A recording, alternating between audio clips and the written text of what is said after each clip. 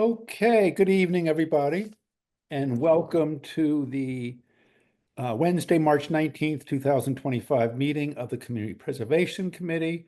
Happy last day of winter and celebrating the first day of spring tomorrow. If it's anything like it was today, it will be a wonderful, wonderful spring. Tonight, our main order of business is to hear from 5 of the different applicants for CPC funds: the Cemetery Stone Preservation Proposal, the Boggy Meadow Accessible Trail, the Laurel Park Historic Resources, the Clothing Collection Preservation Project, and the Ruggles Center Accessibility. We will go in that order when we get to those projects. We have just a few things to attend to before beginning to hear from applicants. The first is, as always, we begin meetings with general public comment. If there's any folks out there that have anything that they would like to say regarding the CPC, regarding the work that we do, regarding anything about this committee, now is your chance to do so. If you'll raise your hand or otherwise make it known that you'd like to speak, this is your chance. Sarah, are you seeing anybody? I do not. Excuse me. Okay. Moving right along, we have minutes to approve. Sarah sent those out this afternoon. They were minutes from the November 6th, 2024 meeting where we heard public comments on our fall round of proposals. Are there any comments on those minutes that folks have?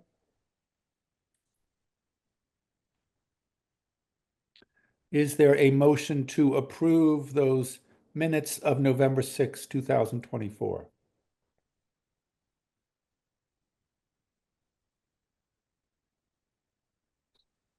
So moved. Thank you, Martha. So Kevin, Brian, I just wanted to also mention just that Stan Moulton's name is spelled incorrectly, so you should probably correct that. I will absolutely fix that. I do know how to spell it, so that's just my. I think that spell check did that for you. Martha, you're always so studious in presenting to us all of the word stuff that needs the wordsmithing that needs to be done in those things. So thank you for that. Any other comments on that? Not stand. All set.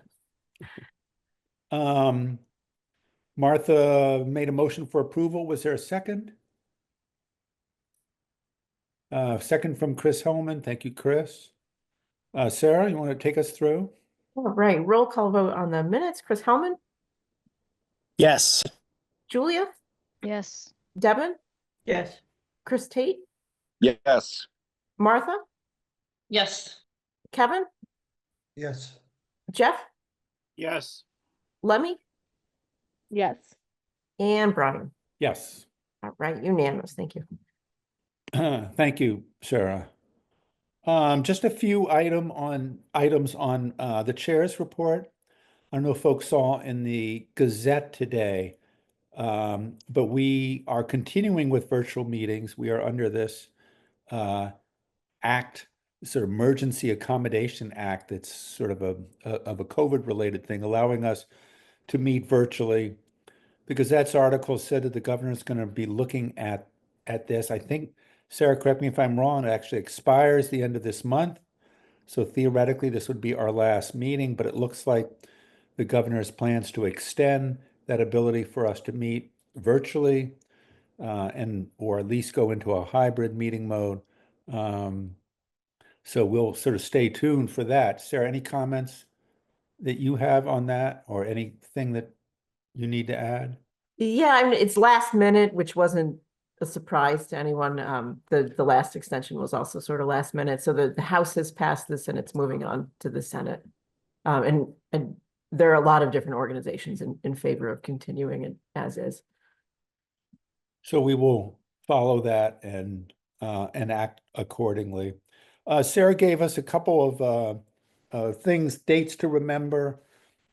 Coming up on May 20th at noon is the Laurel Park I'm sorry, the Laurel Street dedication. Those of you driving down Laurel Street will watch the amazing progress that housing project has gone through. So it'd be nice to have some of us there at noon on the 20th to welcome new neighbors into Northampton. There's also the DAR folks are welcoming us to the Clap House on June the 14th. That's a ways away. Sarah also gave us little stuff about that. There's going to be a trail sign for General Lafayette, who visited Northampton 200 years ago. I got a kick out of the fact that 1820 period clothing is encouraged but not required. So good to know. The other thing that Sarah gave us notes about was sort of reminding us that at some point we're going to deal with this possibility of exempting the first 100,000 in property tax from commercial and industrial business folks in town. So Sarah's still in discussion about that, and we will make sure, Sarah, as soon as you feel comfortable bringing that up and discussing that. Okay, so on to the main task at hand, which is to hear from 5 of the applicants for the spring 2025 funding round. Applicants, just a couple things for you to keep in mind. We have this funding round, a little over 1 million available to us. $1.15 million is available for us to distribute to prospective applicants. The requests for this funding come in at a little over $1.5 million. So to reiterate, we have 1.15 million. The requests are 1.5 million. Bonding is an option for us. We have done that in the past with projects. But again, just for applicants to know that sometimes we make decisions not to fund or not to fully fund applicants. It doesn't mean that we're not in favor or don't like your projects. It means we just don't have the funding to fully fund everyone. We are the recommending body. It is City Council who actually appropriates the money, but we are the recommending body to that organization. We heard from 3 of the applicants 2 weeks ago in our first round. We're hearing from 5 of you tonight. We have read the proposals. We've had a chance to ask questions. In some cases, we have gone on site visits to places. So do rest assured, we are coming into this evening with some knowledge about your proposals. 2 weeks from now, April 2nd, also most likely on Zoom, will be a public meeting where we hear from the public about these proposals. So those of you presenting tonight may want to rally your folks to come to that meeting and speak in terms of what their feelings are regarding the merit of their proposals. So that's April 2nd at 7 o'clock here most likely here on Zoom. So without further ado, I think we will jump right into hearing from folks. No decisions are being made by us tonight. Our job is to listen and to ask questions as we see fit. And again, April 2nd, we'll be hearing from the public. And then 2 weeks after that, April the 16th is when we will begin deliberations. And again, you're welcome to attend all of those meetings as you always are.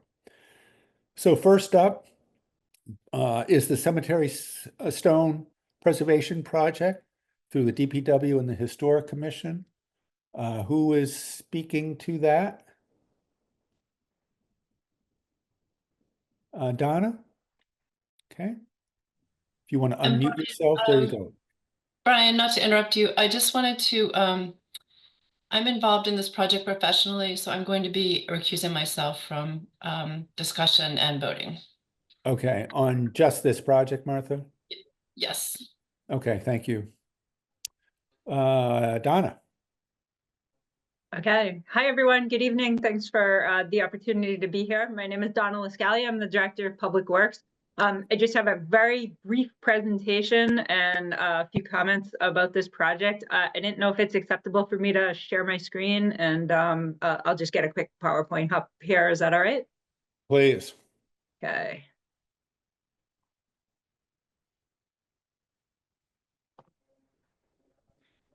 All right. Hopefully everybody can see this. So I'll start off by saying that some years ago, folks may recall that we did quite a bit of work to create preservation master plans for our cemeteries within the city, Bridge Street, West Farms, and Park Street. Martha Lyon led that effort. There was a significant community involvement and some subcontractors that were involved. And one of the biggest pieces of the preservation master plans at all three cemeteries was kind of an assessment of all of the gravestones. And over the years, we've done a significant amount of work on them. And that's why I'm here tonight, because we want to continue those efforts. So I'll move to the next slide here. Just hold on a second while I operate my computer. Sorry. Okay. So what we're looking to do with this project is we are looking to address the priority 2 and 3 gravestones in Park Street and West Farm Cemetery. So in the preservation master plans, the gravestones were assessed in all 3 cemeteries, and they were put into 3 different categories: priority 1, priority 2, and priority 3. As the number may suggest, priority 1 was the most hazardous stones, priority 2 were at risk, and priority 3 were experiencing ongoing deterioration. So over the years, we have done projects to restore all of the priority 1 gravestones in the 3 cemeteries with this committee's support and with a combination of funding, including money from the cemetery trust fund, the city's cemetery trust fund. So now what we would like to do is we would like to address the priority 2 and 3 gravestones in Park Street and West Farm Cemetery. Slide in front of you are pictures from our last project, which was in Park Street. This is back in 2020 at the height of COVID, actually. And we addressed several markers in Park Street Cemetery. And so it's just kind of a visual representation of the work. The bottom is what it looked like before it was restored, and the top is what it looked like after it was restored. So obviously, pretty amazing work by a very talented stone conservator. So I'm just gonna try to move down here. When we think about what the proposed scope of work is for this particular round of funding, again, we are focusing on the priority 2 and 3 stones in West Farms and Park Street cemeteries. There are actually more than 100 stones that we want to address, or that we need to be addressed. One of the things that we have done is, because this information was collected so many years ago as part of our preservation master plans, we wanted to make sure, like, obviously conditions have changed. 2017, 2018 was a long time ago, so things have continued to deteriorate. New problems have popped up. Interestingly, we do get storm damage, trees fall on these markers, or unanticipated things happen that can create changing conditions. So we wanted to be careful to make sure that we had a current assessment. We're capturing current conditions and not sort of stuck in time in 2018.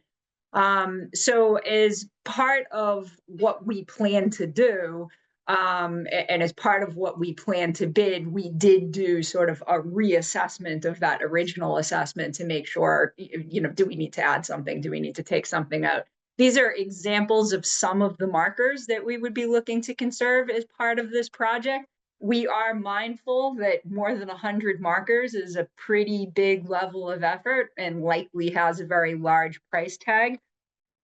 Again, we want to focus on all the priority 2 and 3 markers, but we understand that we might have to bid this kind of in a way that would allow us to maybe just do the priority 2 markers.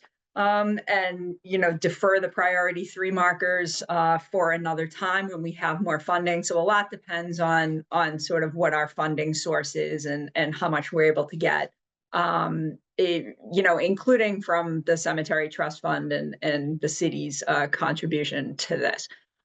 So just a couple of words, a couple more words about our plan. And I'm happy to provide this information, via email if anyone wants it. But we have some very detailed specifications that Martha Lyon has prepared for us about which stones will be conserved. And maps of locations within Park Street and West Farm. So we have very detailed bid documents that have been developed, and we are ready to go on this now that the weather is turning nicer. So you did say today is the last day of winter, so looking forward to better weather to get this project done. And then I just have a couple of comments on the preservation master plan. For those who may not recall how it was put together, this was, it seems hard to believe that 2017 was as long ago as it is. So I just wanted to do one slide that's a quick refresher on this. There was a fairly significant level of effort in compiling this plan. And again, there was also one that was created for Bridge Street Cemetery. That was in 2016. And there was quite a bit of public engagement, as you can see sort of from the flow chart. There, quite a bit of engagement with my department and several volunteers throughout the community who sort of spearheaded this effort. And I just think it's sort of important to acknowledge the history of this plan. And in my position in particular, it's very rewarding to see the level of effort that went into this from so many people. And now here we are, like almost 10 years later, and we're continuing in the spirit of this plan. And, we're trying to accomplish the tasks that were laid out for us many years ago, and just sort of continue in that spirit. So those are my brief comments on this. I'm happy to take questions if there are any. Here's just a couple of historic photographs that I figured I would end with. But please let me know if I can provide any more information. Thank you, Donna. Can you get out of screen share so we can? Yeah, sure. Sorry about that. No, that's all right. Yep, there we go. Any questions for Donna about the Cemetery Stone Preservation Project? Brian, I've got one. Hi, Donna. Happy work Hi, night. Devin. A comment and a question. The Right. comment is that I had a conversation with Sarah. I had assumed that the cleaning of the gravestones was part and parcel of the restoration of them, and she let me know that those are different activities. And so you're not necessarily just cleaning some stones, you're actually doing the restoration of the stones. Yeah, I think if they're, if they have a priority 2 or 3 ranking on them, there's actual physical damage to them. This isn't, a question of, oh, like we have some, biologic growth on it or something. I mean, this is like, there's actually damage to it if they've sort of made our list. That makes sense. The question I have, is there a financial economy of scale for doing the 2 phases together, or could we break that up without hurting you? We could break it up. I think with any project that we bid, and we control some of the biggest projects in the city or the biggest projects in the city, there's always economy of scale. Like the more streets you pave, the less expensive it is, because the contractor's mobilizing for a significant amount of time. So I think our initial thought on this is the more gravestones we do, likely the more favorable pricing we get. The sooner we get this out to bid, the more attention we're going to get too. So that's the other piece of this. But if we do have to break this up, we can bid it as alternates, meaning like, okay, let's do the priority 2 stones, and then, we'll get a separate price for the priority 3 stones and see what happens. But I think contractors would rather bid on the entire thing. that's just speaking from my past experience. Thank you. Other questions for Donna? Donna, can you explain a little more about the cemetery trust fund? Where do they get their money, and how much money are we talking about? So the cemetery trust fund is a financial mechanism that the city uses through the fees that we collect for what's called perpetual care. So anytime someone is buried in one of our cemeteries, they pay a series of fees. And one of those fees is called the perpetual care fee, which is exactly as the name implies, so that we can perpetually maintain the cemetery. So that trust fund, has a revenue coming into it and a balance in it. And each year we draw a modest amount out of that cemetery trust fund in order to make capital improvements to our cemeteries. Some of it also supports our operating budget. That's kind of a separate conversation. But for the purposes of this conversation, we pull $25,000 a year out of the cemetery trust funds that supports capital projects. So we can do anything from like improving pathways so your car doesn't bottom out, to gravestone restoration. And that's what we've used this money for in the past. Great, thank you. Any other questions for Donna? I Kevin? have a question. Don, I'm wondering if a little less than $1,000 per stone, with your 109 stones, are some of those stones costing several $1,000s and some only a few hundred? I'm wondering whether numerically you can take care of the greatest number of stones with delaying till another time some of the most damaged. Yeah, I think one of the things we have to be careful of is the last time we bid something like this, it was 2020 and the world was a very, very different place. So our estimates are just that, they're estimates. And I think we're not asking for like a per stone price. We're asking for a lump sum price. Here's the 109 stones, how much? Sometimes that there are times at DPW where I put projects out to bid 3 or 4 times because we're not getting a favorable bid spread, or I'm not getting appropriate attention from contractors. And so we may have to bid it different ways. So if we were to put this out to bid and ask for a price for 109 stones, and that comes in cost prohibitive, what we may have to do is go back through the bid documents and say, okay, what's, like you just said, what's in the worst condition? Do we extract this out of this project and try to get the best bang for our buck? And that's certainly something we can look at, but our intent at this point is we want all of them done, and we're hoping for economy of scale. Very good. Thank you. Any other questions for Donna?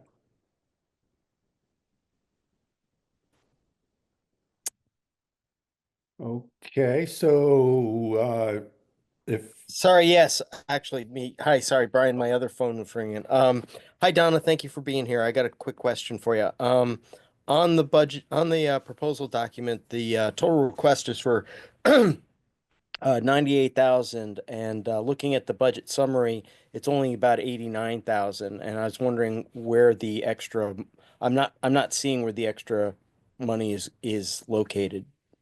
Yeah, we have to build in contingency. I mean, particularly in this bid environment, we've made a project estimate. So we're seeing our project estimates come in 20-30% over at this point. So we have to have some level of float.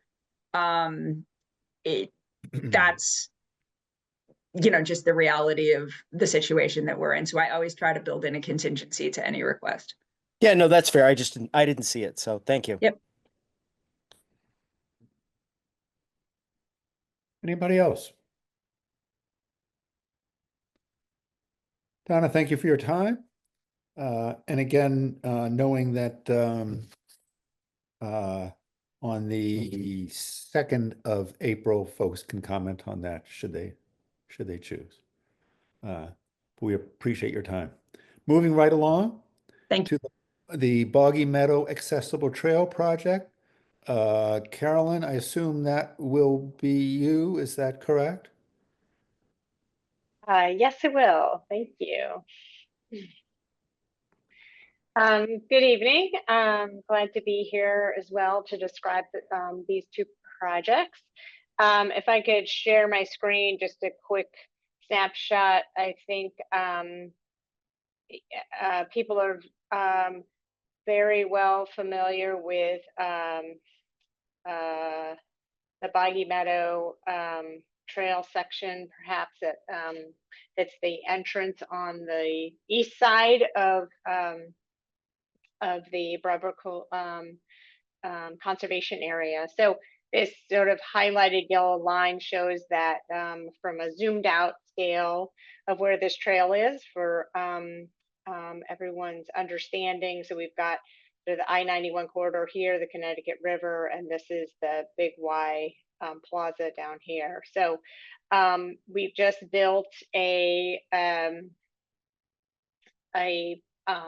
parking lot there, as you all are probably aware. And the whole idea about this plan was to really upgrade this entry to the conservation area, both with formalized parking and then also ultimately an accessible trail. So just for a segment of that main spine of the Boggy Meadow Road, access road. So what we're asking for, and thank you very much, we received funding for the design for this accessible trail. It's about a 1/3 section that would go from the entrance where I showed you at the beginning of the highlighted line to up to the wetland sort of swamp area. That's a great place to observe wildlife and is also pretty close to being accessible, but it doesn't quite meet it. Our goal is to look at all the opportunities we have in sort of more of a natural conservation area to convert to trails that are accessible for people with all modes, but have it a soft surface. We have a lot of hard surface. In fact, all of our shared use paths in the city meet accessibility standards, but they're hard surface. And so this is a way to provide opportunities for people to who do have different mobility needs to be able to get into the woods. And we're really excited to have been able to finish this design. We're construction ready. And so the ask is for 200 total project cost is $257,000. We have applied for a Mass Trails grant. And so there's sort of two options in this request. If we're successful with the Mass Trails grant, then the funding gap would be $69,000. And so we're asking sort of for that flexibility in the event that we are not successful with our Mass Trails grant. And I can show, I mean, all of this is in the submittal. I can go over the trail design details if you'd like, or answer any other questions. Carolyn, Debin here. When do you think you'll get the award or the not award? When will you know about the grant? I think that is closer to June, but I'm not, I don't know exactly the date, but early summer, I think we would know. Carolyn, is the Mass Trails grant entirely state funded, or does that come through the feds? And if so, is there danger to not get anything, or more of a danger to not get anything? It's all state fund. It's not a pass through from federal money, as far as I am aware. It's all state. Questions for Carolyn?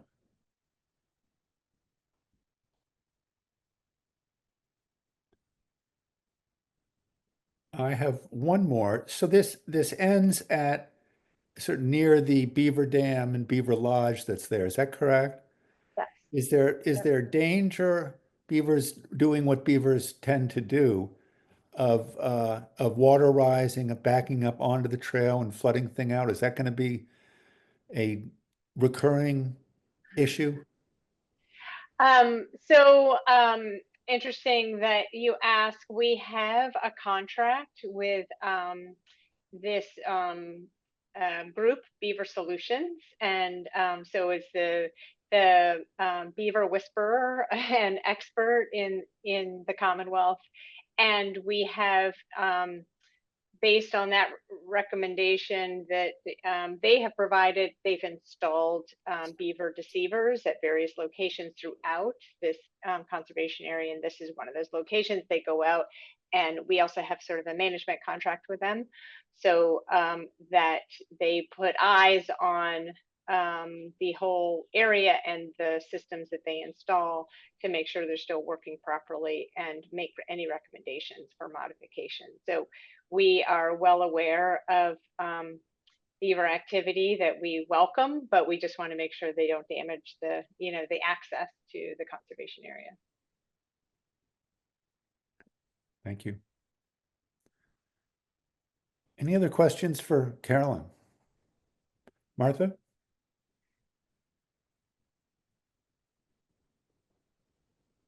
Martha, you're muted. Sorry. Hi, Carolyn. Would you talk a little bit about the impact on the trees that are going to be that are along the edges of this pathway? I sent in some questions about this. I'm just looking at the construction drawings. I know there are a lot of trees along the existing road. I realize that they're not in the middle of the pathway, obviously, but some of these probably have significant root systems, and I know that you're going to have to excavate down to get that material in there. Mm-hmm. Could you talk a little bit about what's going to be done to try to, preserve as many of those as possible? And also, if it's okay that you lose some, this is a forest, right? So forest trees fall in the forest. But I just wanted to hear your thoughts about that. Yeah, I mean, that's a good question. We obviously want to be able to protect and install tree protection for as many of the trees as we can. But as you noted, there probably is interwoven, root zones in that area that need to be excavated to accommodate the grades necessary to meet accessibility standards. And so I think what we have thought is that we're trying to accomplish a couple of things, right? We need to make sure the trail is eroded in many places, and so even basic grading needs to be done, even if we weren't going to do this project. But it's an important goal for us to meet these accessibility standards, and we understand that there are some trade-offs in order to meet those the grades so that it does meet accessibility. I think we will have to lose some of those trees. I haven't added up, and I think we might have to lose more, even if we assume that some may be okay.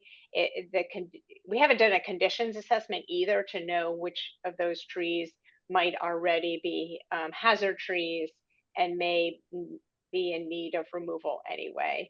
But I guess that's sort of a long way to say that we will have to lose some of these trees. We will obviously do our best to save them where it makes sense.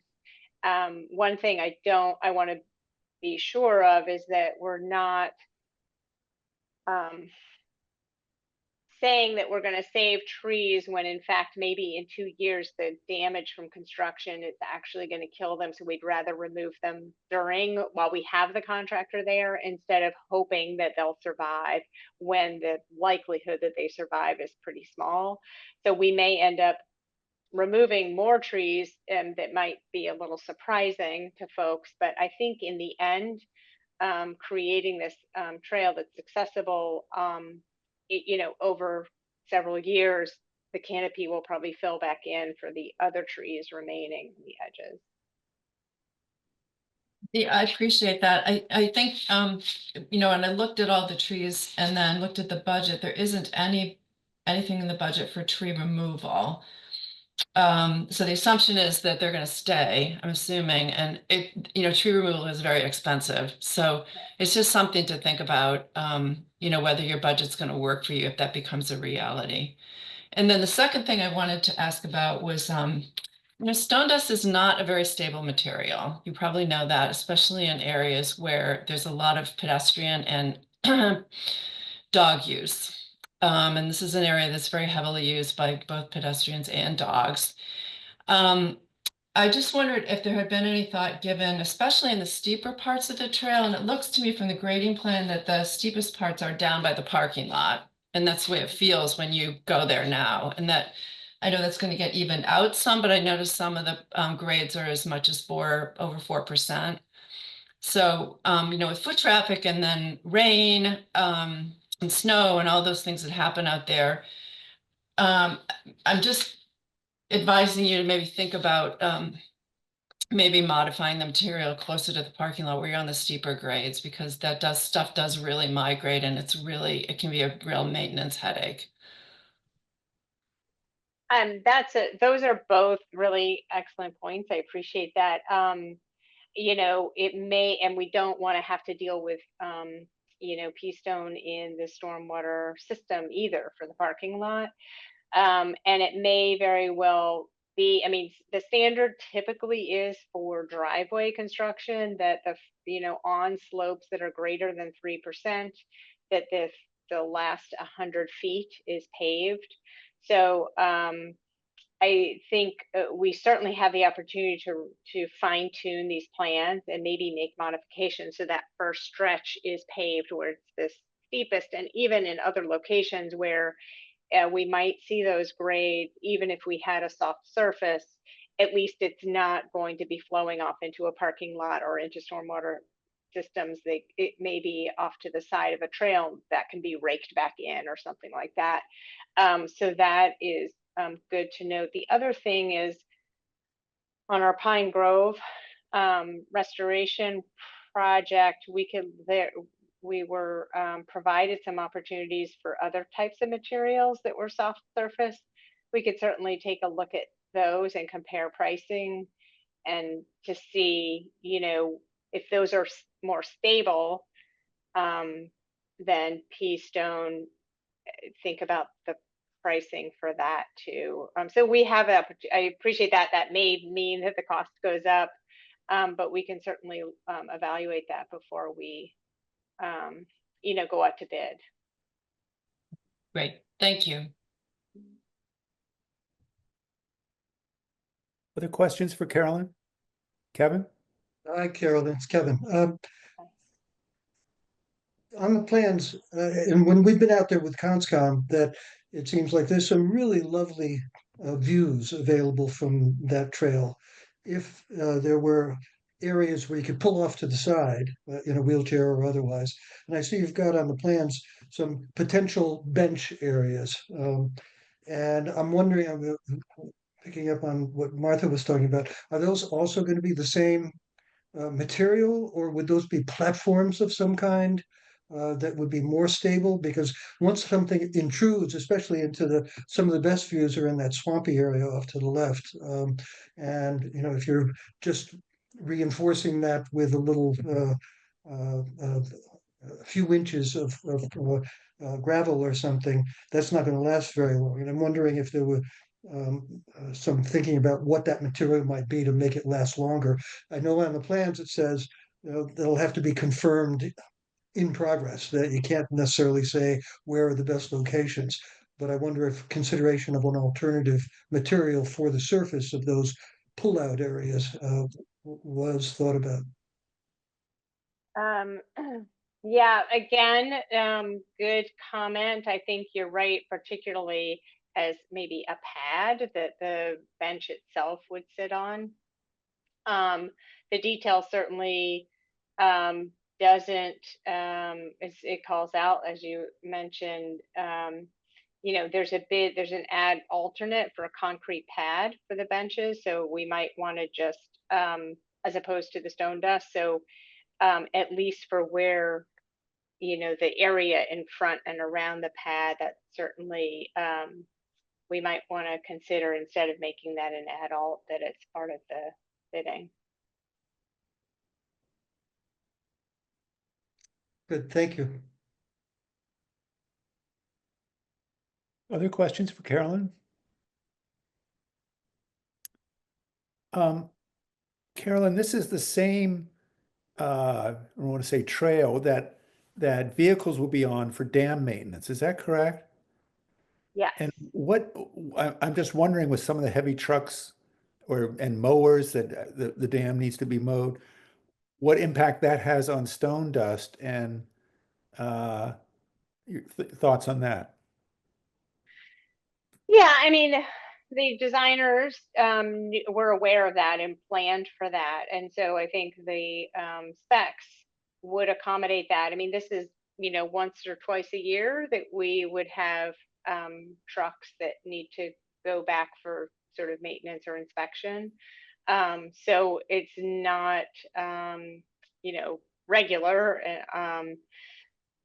But that's what our designers have determined, that would be sufficient to accommodate those vehicles. Again, sort of thinking again what Martha was saying for the steepest part coming into the parking lot. I think that's also an area where you'd have that additional friction with heavier vehicles. So it probably does make sense to rethink that first 100 feet or so, so that at least the vehicles are getting up and they're not trying to get more traction or create more friction on sort of more of the level areas. Thanks. Any other questions for Carolyn on the Boggy Meadow Accessible Trail project? All right, Carolyn, I think we will keep you correct for the next proposal, which is the Laurel Park Historic Resources Project. Okay. So this is I think an exciting project for us, coming off of the adoption of our historic preservation plan element. You all are probably very well familiar with Laurel Park. So this is really a plan to do sort of a deeper inventory of the resources there. So it's not just about the residential structures there, but the Laurel Park community also includes community buildings that are available and used by the public for events.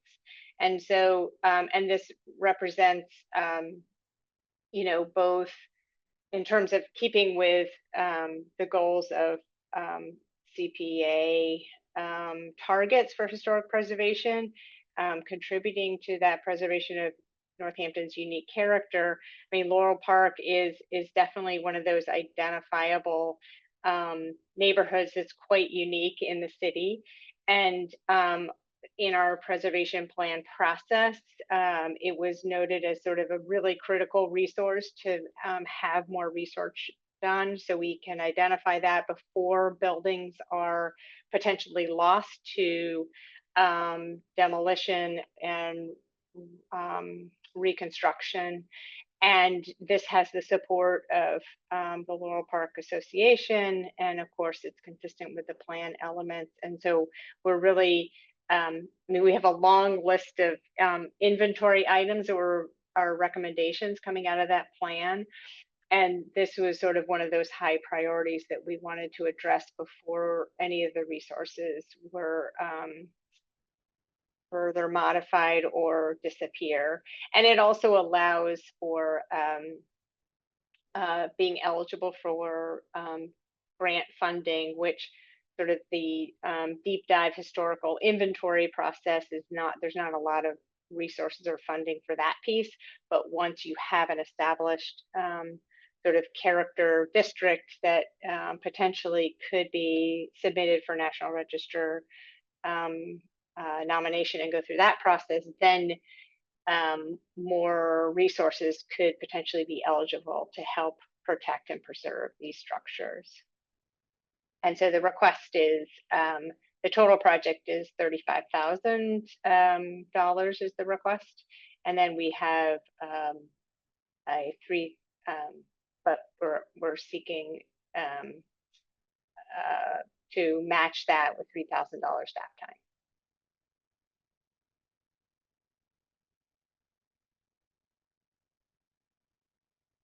Can you remind us again, Carolyn, what the finished product will be? Yeah, so what the idea is to hire a consultant who will be able to go through with a fine-tooth comb and evaluate all the structures and the back history. And so the final product will be sort of the result of that inventory, and then also an application to the National Register or get us ready for applying for National Register listing. And so it'll be, the documents essentially are the product. Thank you. Julie? Yeah, I wonder if you could talk a little bit about how this meshes with the application we heard in the fall for the documentation of carriage houses and outbuildings in Greater Northampton. It seems like there's some overlap between these two, and I'd like to hear how that overlap is being managed. Yeah, so it's very similar in that we're trying to really make sure that we are documenting the important resources for the city. But the difference is this is a neighborhood, a distinct, unique character district, if you will, and could potentially be identified as such and sort of submitted as a whole package for National Register nomination. And so the other piece about looking at individual structures is more about identifying the important resources in the city. So if, for example, there's an application for demolition of a structure, the Historical Commission has more information to evaluate those properties and those structures, and also can use that as a tool for education to provide to homeowners about ways that they might want to, or the importance of maintaining the structures because of their either their architectural characteristics, or if they were an important property for a historic figure within the community. So they differ slightly in that regard. But overall, it's still about sort of taking this step to really understand all the pieces, all the important historic resources in the community, the architectural resources in the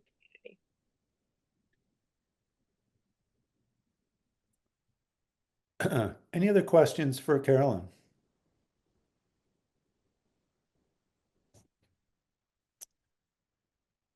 Well, as always, thank you for your work. I have on one. the oh, let me.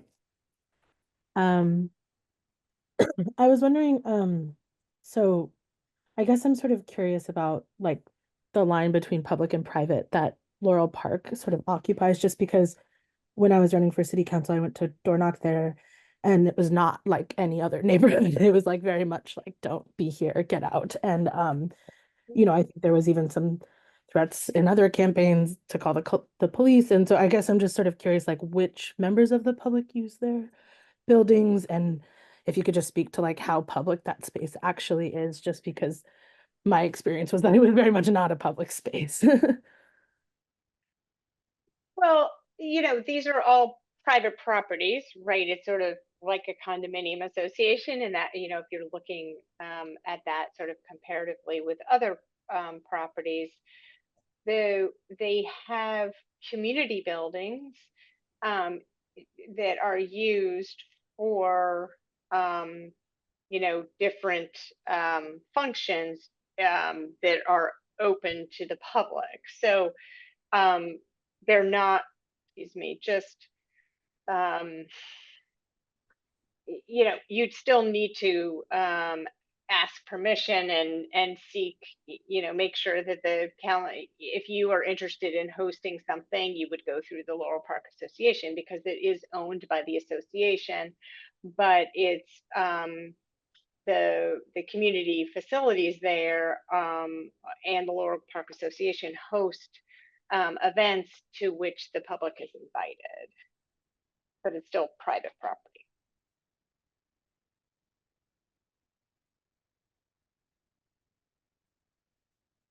Any And I other think questions? I would just, I'm sorry. sorry, just add to that,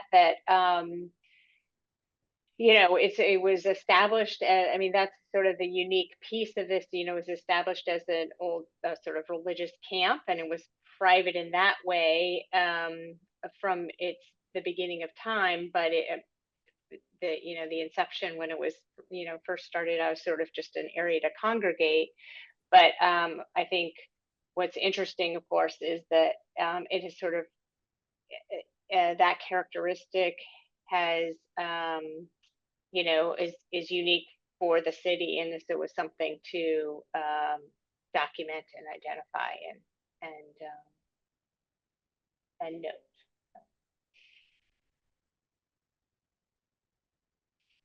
Any other questions for Carolyn? Yeah. Hi, Brian. Hey, Carolyn. Thanks for your time. Looking at the proposal, did y'all approach the Laurel Park Association for a contribution? We did not ask them for a contribution for this. I don't no. Okay, thank you.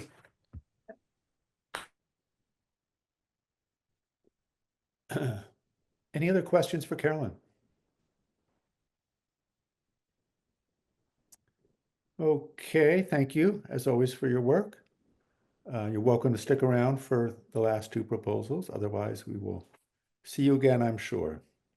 Thank you. Moving right along to Historic Northampton's request for the clothing collection. I believe that Lynn and Kelsey are here to speak to that. Is that correct? Yes, I'm here. Yes. Okay, so I don't know which one of you would like to begin. I'll start off. Are you sharing screens with us, Kelsey? Okay. Yeah, just.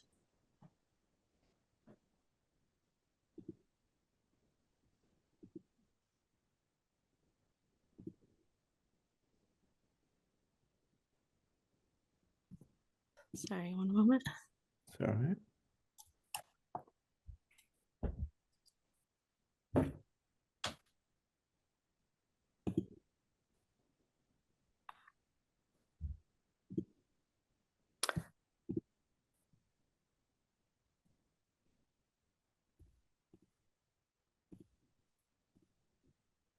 All right. All right, is it showing up now? It is.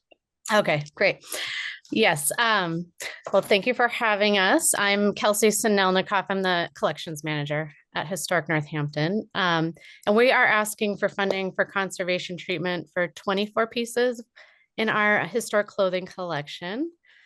And this is work that will stabilize the pieces, slowing any further deterioration and allowing them to be safely exhibited and enjoyed once again by the Northampton community. Following this work, we plan to feature these and other pieces from the collection in a clothing exhibition opening early 2027. We thought tonight we'll give you a little background on the project and give a few examples.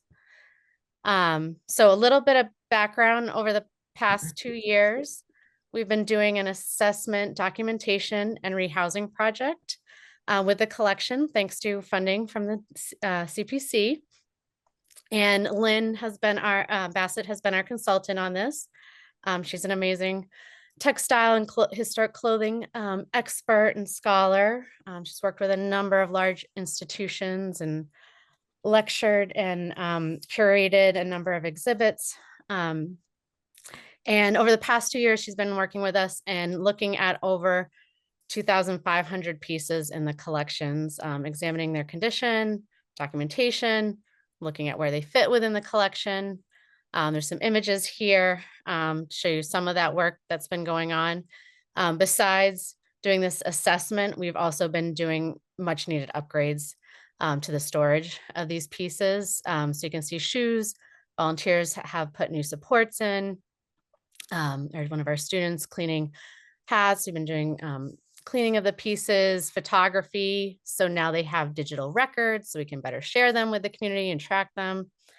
And volunteers have been, and staff been sewing hundreds of new padded hangers and other supports, dust covers for the pieces. And we've also been working to connect the community with the collection and the fantastic histories connected with the pieces and the stories that they tell about people who have called Northampton home. So we incorporate our clothing collection into many programs we hold throughout the year. These are images from just a few. A talk by Elon Wu presenting her book, Master Slave Husband Wife, which was a winner of a Pulitzer Prize in 2024, and Lynn advised on. And we use them with education programs, with local schools, and for various community history lectures and programs, and even art programs, as you can see down at the bottom. So this is, as I said, an important local history resource, but it's also a delicate one. And in December, we had Camille Breeze come out from Museum Textile Services in Andover, Mass. And she reviewed a number of pieces in our collections, created a really detailed report on it. Camille is the founder of Museum Textile Services. It's a full service textile conservation studio, and they're considered the most experienced, reliable, professional textile conservation service in New England. And we've previously worked with them, and we've always been really satisfied with their work. And from her report, 24 pieces were identified as requiring work by a conservator to prevent further deterioration and allow them to be safely exhibited. So tonight, I know we can't go through details on all of them. We featured several in the application. So tonight we just wanted to kind of go into detail on a couple to give you some examples of an idea of the work that would need to be done on these that they would do over there. And Lynn will give a little history on them as well. So with that, I'll turn it over to Lynn for a moment. Thanks, Kelsey, and thank you all for considering this application. Every garment, I think, in the museum can tell a story if you know how to read it. Fortunately, some of these pieces came with really wonderful documentation that makes understanding them pretty easy. This dress was worn by Mary Todd Washburn at the Gothic Seminary in Northampton. I don't know how many people realize where Gothic Street got its name, but it came from this ladies' academy that was run by a woman named Margaret Dwight. They're on the corner of basically on the corner of Gothic and Main. But this dress was worn by this teenage student there at the Gothic Seminary. And you can see also how, I mean, Margaret Dwight actually had something of a dress code for her students, where she expected them to be very neat and proper and such. And this dress is a perfect embodiment of that. But if you look at the dress in kind of a larger way, the dress is an example of the fashions coming out of the Gothic revival, which this seminary building certainly represents it. That was a really important building that unfortunately the city lost. But the design of the dress represents these Gothic ideals of virtuous womanhood, et cetera, et cetera. I could go on like this forever. I did an exhibition at the Wadsworth Atheneum called Gothic to Goth. So this is my period, and I was the former curator at Old Sturbridge Village, which is the 1830s. So like I said, I can go on too long about this, but I will cut it short. But let's talk about what this dress requires for conservation. Oh, just real quickly, I did want to just show again how that dress represents the zeitgeist of the period, that the silhouette of the dress itself recreates the lines of a Gothic arch. So this dress is a great example of how fashion places a person in the larger context of the period, the social and cultural context. Go ahead. Yeah, so this piece has a number of condition issues. You can see in the images here some of the staining that's present on it, and then a listing here of what Museum Textile Services would be doing for treatment. They would first start by taking a microsuction HEPA vacuum, and carefully they would remove any surface dirt and dust that has built up over time and use of the garment. And that's the first step and last step with all the conservation treatments. Then they would do wet cleaning with a special bleaching process. That's going to help remove ingrained soil.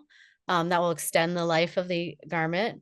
And it's especially helpful in reducing any stains that came about over time by things like leaks or spills or pests. And for this piece, that it'll help remove some of that overall discoloration. And then with this one too, there's a number of repairs needed to strengthen the piece. And so they would do some overlays and underlays that would strengthen and camouflage the areas of loss. So you can see here some of the areas where there's some splitting, there's some holes. And this will also prevent that damage from becoming worse over time, and allow it to be displayed again on a mannequin without that too much strain. And they do this by using patches of matching or sheer fabric placed above or below those weakened areas. And then finally, each of the pieces will have wrinkle reduction. So that's addressing any creasing in the piece. So typically they'll do this with a warm water vapor. It'll help reduce hard creases that can cause weak spots over time, and it'll allow the garment to be viewed as it was meant to be as well. So it'll also be for the benefit aesthetically. So you can see again some of those that damage there in areas where they would also do some stitch repairs there. If I could just add in a little bit, that this sort of treatment is necessary for the long-term preservation of a garment. Those stains can rot the fibers of the dress, and it will start to tear and have holes. Even creasing can lead to breakage in the fibers. Dirt and dust can break fibers. So for the long-term preservation of these garments, this sort of treatment really is necessary.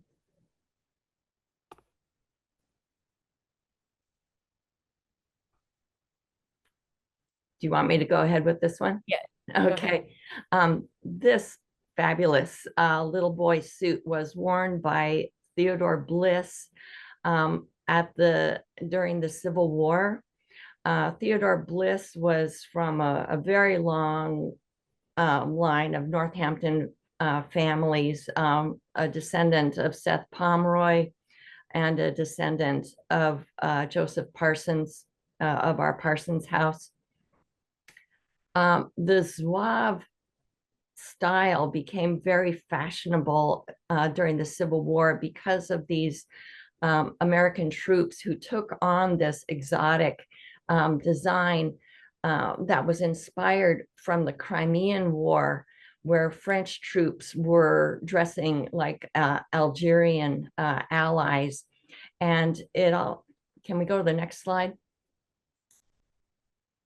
What happened was this romanticization of these French troops during the Crimean War led Elmer Ellsworth to create a military drill unit that traveled the United States dressed in these garments and such. And then Elmer Ellsworth was the first casualty of the Civil War when he was shot as he was taking a Confederate flag down from an Arlington, Virginia hotel. So his martyrdom helped promote this style for the Zouave, the decorative braid and the baggy trousers and these cutaway vests and such. And it filtered down to fashion in general for women's and children's wear. So this little suit is a very rare survivor. What's on our next slide? Yeah, this little suit is a rare survivor in that all of the elements are still there with it. And it's a fantastic piece that ties into the Civil War and the culture of that period. Go ahead, Kelsey. Yeah, so yeah, as Liz said, this appears to be a really well-loved suit too. You know, children's wear can be rare because kids really wear their clothes. And this piece shows, you know, definitely evidence. The jacket and pants have a number of old repairs. There's some close-ups. And some of these need to be replaced. Stitches are failing, and that is increasing the risk of further damage. The piece has a number of insect holes, areas where threads have loosened.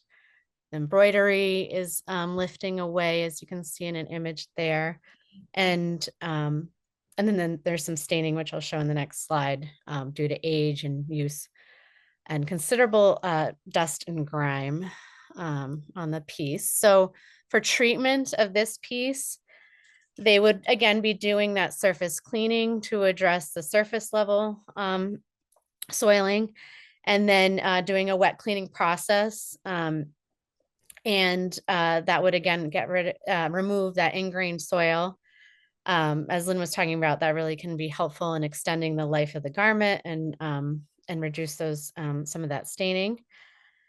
And some stabilization and repairs. So replacing thread in areas, strengthening buttons. There's also some buttons missing on this piece. So again, to reduce strain, there would be, they would replace those missing buttons. Underlays, overlays, and repairs. Patches, again, patches of mismatching or sheer fabric would be placed above or below weakened areas, further preventing strain and damage to the piece, and camouflage those areas of loss. And finally, wrinkle reduction. So removing, again, those creases that will weaken the piece over time.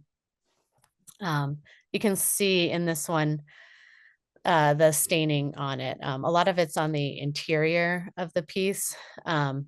So that'll be really important to get that wet cleaning done to help extend the life of this piece. And Lynn, do you have anything else? No, I think that's all. Just waiting for questions. All right. Yes, thank you all. And we're happy to answer any questions. Thank you, Lynn and Kelsey. Kelsey, you getting us out of slide? I'm trying here, Yeah. sorry. Oh, there we go. Right. That's all right. There we Thank go. you. Martha, That was a great presentation. It's just wonderful to see those pieces.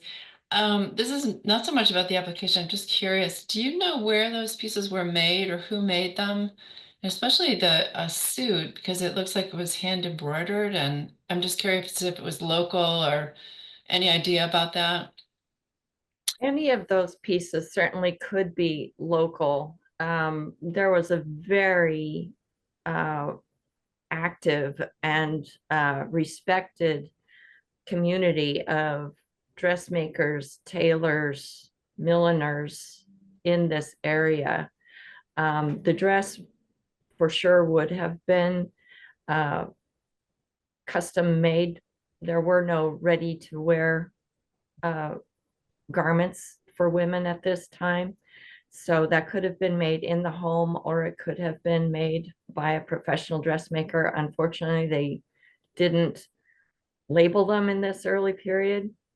And that particular information didn't come down with that dress. But in the exhibit, we are going to discuss the local dressmaking and millinery and tailoring trades and have examples where we know who made them. And some of those pieces are in the application. And the other question I had was about the stains. Can you tell whether those were from wear or were they just from hanging around in what am I Yeah, saying? substandard. Whatever conditions, yeah. Not for sure. I mean, a boy can jump in a puddle and get wet just as likely as a roof leak or something might have dripped on a piece. As far as we know, as long as they've been in historic Northampton's possession, that staining has not occurred, although there's probably been some yellowing just from the accumulation of pollution in the air, that is unavoidable. It would take a chemical analysis to know exactly what those stains are. And in some cases, that might be advisable. We do have one dress that we're requesting funding for that was worn by Sophia Watson, who was a woman who came up from the South. Her family were a large slave owning family, and this dress was probably made by an enslaved seamstress. But she came up here for the water cures because she had tuberculosis. And there's a couple stains on this bodice that I suspect are blood stains from coughing. Right. And so this is why we need professional conservation to preserve that kind of stain and yet reduce the other discolorations and stains in that dress that could affect its longevity. But in that case, that's the sort of thing where a chemical analysis might be advised. Great, thank you. It's nice to see you, Lynn, too. Nice to see you. other questions for Lynn and Kelsey?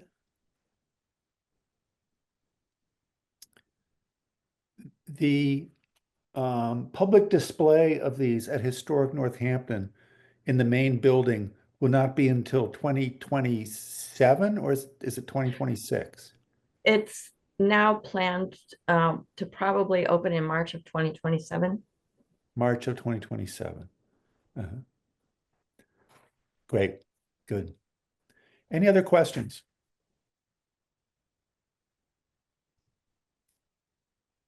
Well, Lynn and Kelsey, thank you as always for your work. And again, a reminder that April the 2nd is the public weighing in on these projects. We appreciate your time and your expertise. Last, but certainly not least, is the Ruggles Center Accessibility Project. Kevin and Tom, I know the two of you, Triss as well, is that correct? I don't know which Which of you folks wants to begin?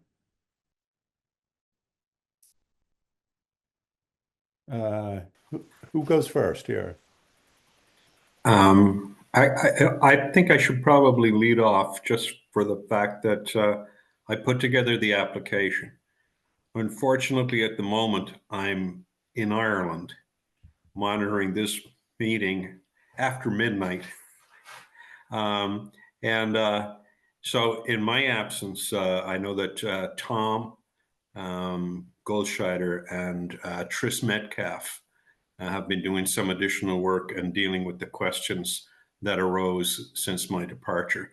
So I will defer to them, but I'm here to answer any questions too. Tom or Tris, do you want to give an overview of the project?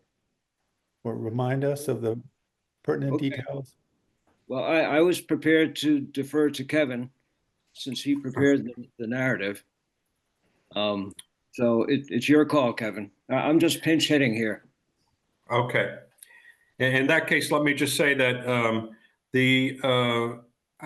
I'm sure people are, I hope people are aware of the David Ruggles Center and what we do. We're located at 225 Nonotuck Street in Florence, and it's a small 1848 building which houses a museum, which we use not only as an exhibit space and a meeting space, but also as the basis for walking tours that we do of the Florence area.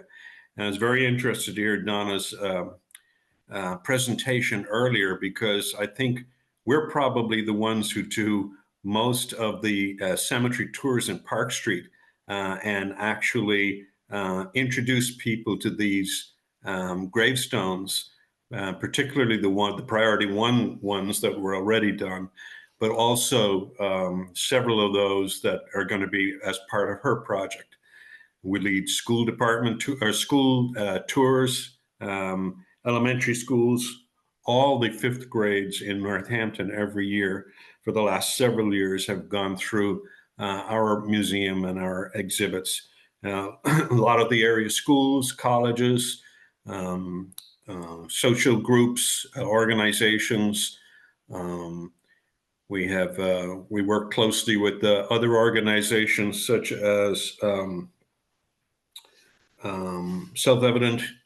They have the Powers of Truth conference coming up in another week or two, and we'll be doing 5 or 6 tours in relation to that for them with the visitors from all over the country. Our problem and the project we bring before you, the problem we're trying to resolve is that we have an issue with regard to handicap accessibility, and it came to a head during the past few months when we had on 2 occasions visitors to the museum who were not able to access the building because they weren't able to reach our handicap accessible ramp, which runs alongside the building to an entrance on the side. And I think the problem is twofold. One is that coming in from the street itself, there is a step and also some work that a previous owner was supposed to do to bring the parking lot next to it up to grade never took place. And what was installed as an approach to the end of the ramp is a gravel section that is very hard to negotiate, in addition to the step that I mentioned earlier. And we really can't reach the parking lot on that side either. So unless we've got somebody to help people over those hurdles who have physical challenges, and even in some cases, 2 cases that I mentioned, we weren't able to achieve that and they had to leave. So we feel this is a big problem that we have to address. It's not a hugely expensive problem, and we're very hopeful that the CPC can help us out.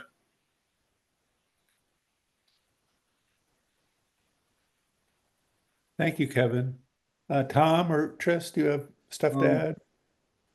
I would just add very briefly that in 2023, we got an ARPA grant that we used to hire an exhibits designer, and we're in the process of completely revamping our exhibits in the museum.